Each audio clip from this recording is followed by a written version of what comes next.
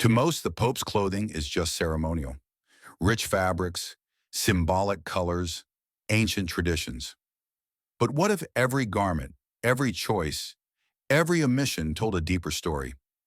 Throughout history, popes have used their vestments not just to reflect the church's glory, but to send subtle, sometimes startling messages, without saying a word.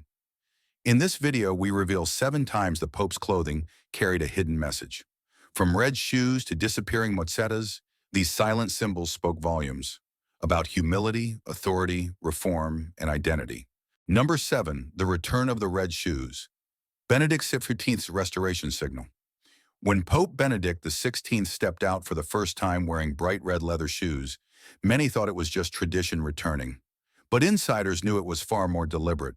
Red shoes have ancient roots, symbolizing the blood of martyrs and the passion of Christ.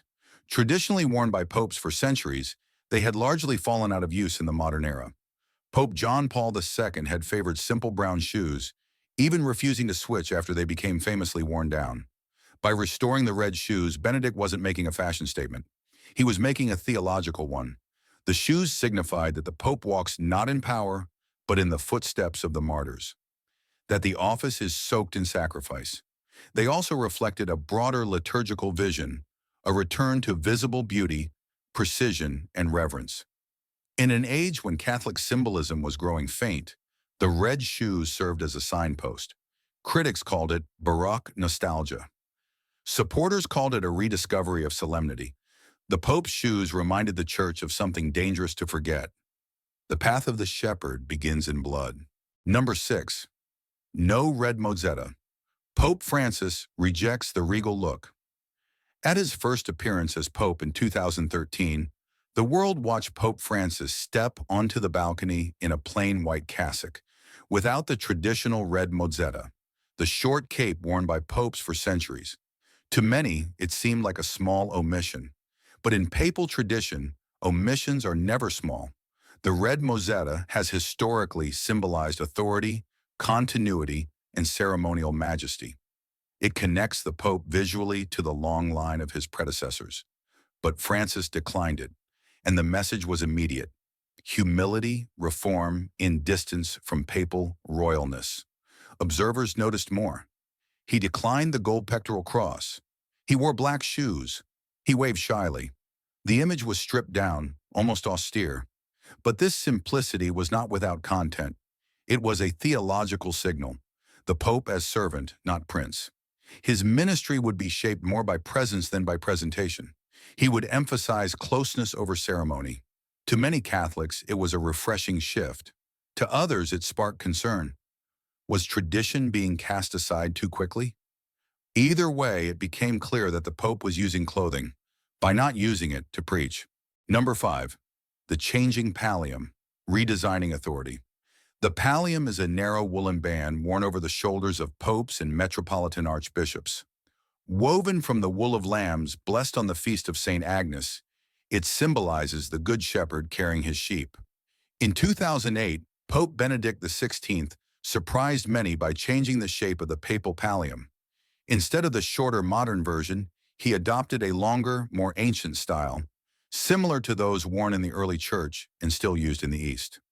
The message was subtle but rich, a call to deeper roots, a gesture toward Eastern Christians, and a visual recentering on the Church Fathers. Liturgically, it marked Benedict's love of continuity with ancient traditions. Theologically, it suggested that the Pope is not only the Bishop of Rome, but also a bridge to the undivided Church. Yet a few years later, Pope Francis returned to the shorter style. His choice reasserted a more familiar Roman model, more in line with recent predecessors. Through 2 simple bands of wool, 2 popes expressed divergent emphases: restoration versus relatability, ancient form versus pastoral familiarity. Number 4. The day the tiara disappeared. Paul VI ends a millennium of crowns. For over 1,000 years, popes were crowned with a triple tiara, representing their authority as teacher, ruler, and priest. The ceremony was majestic, filled with imagery of sovereignty and sacred rule. But in 1964, Pope Paul VI stunned the world. During a dramatic liturgy in St. Peter's Basilica, he removed the tiara from his own head, and laid it on the altar, declaring he would no longer wear it. The act was not mere theatrical humility. It was a prophetic sign. Paul VI was aligning the church with the poor, signaling the end of papal monarchy. No pope since has worn the tiara. The ceremonial coronation was replaced with a simpler installation mass. Though some viewed this as an abandonment of Catholic tradition, many saw it as a powerful gesture of reform. The church, Paul VI insisted, should not only speak about the poor, it should live like them. The tiara remains in the Vatican Museum, a relic of a bygone era, but its absence continues to speak. Number 3. The black shoes. A Jesuit's footwear breaks the pattern. Pope Francis's decision to wear black orthopedic shoes rather than the traditional red made headlines, and not for fashion reasons. For over 5 decades, popes had worn red, whether in leather, silk, or velvet. Francis, however, kept the worn black shoes he had used as Archbishop of Buenos Aires. They were comfortable, unpolished, practical. To many, it was a powerful gesture. The Pope would not elevate himself above the people. He would not adopt the full visual language of papal grandeur. His steps would remain grounded. It was also unmistakably Jesuit: simple living, distrust of personal glorification, focus on mission. And in a church wrestling with credibility and humility, the black shoes became an icon of Francis's pastoral approach. For some, the symbolism felt overplayed. For others, it was just what the church needed: a pope who led by walking plainly. Number 2, the simpler mitre leaning toward the poor.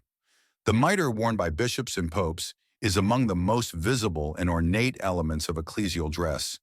It is meant to symbolize spiritual authority and the call to teach and govern. Yet when Pope Francis was elected, he chose to keep the same simple mitre he had used as archbishop: white, with plain gold embroidery. This choice was not only economic, it was theological. It emphasized continuity with his episcopal identity, a reluctance to elevate the papacy above other bishops, and a prioritization of spiritual over ceremonial authority. He even reused older chasubles and refused new ones designed for him. Papal tailors noted that Francis would frequently choose older liturgical items from storage rather than commission new ones.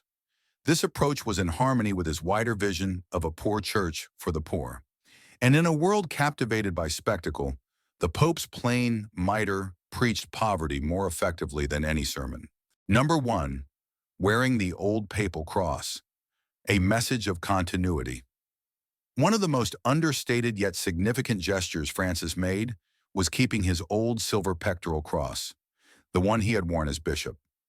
Typically, popes are given a more ornate, gold pectoral cross to reflect their elevated office. Francis declined. His cross depicts the Good Shepherd carrying a lost sheep, surrounded by the faithful. The imagery is simple, but the message is clear. The Pope is a shepherd, not a monarch. He bears others on his shoulders. Even in moments of global attention, on state visits, in interfaith dialogue, or addressing world leaders, he wears the same simple cross. It grounds him. It reminds him and us of his first vocation: to serve. This choice reinforced the idea that the office does not erase the man, nor should it, and it offered a subtle challenge to future popes. Carry the cross you were given, not just the one you inherited. Papal clothing is not mere tradition. It is theological communication. What a pope wears, alters, or omits is never accidental. Each choice becomes a reflection of his priorities, his theology, his view of the church.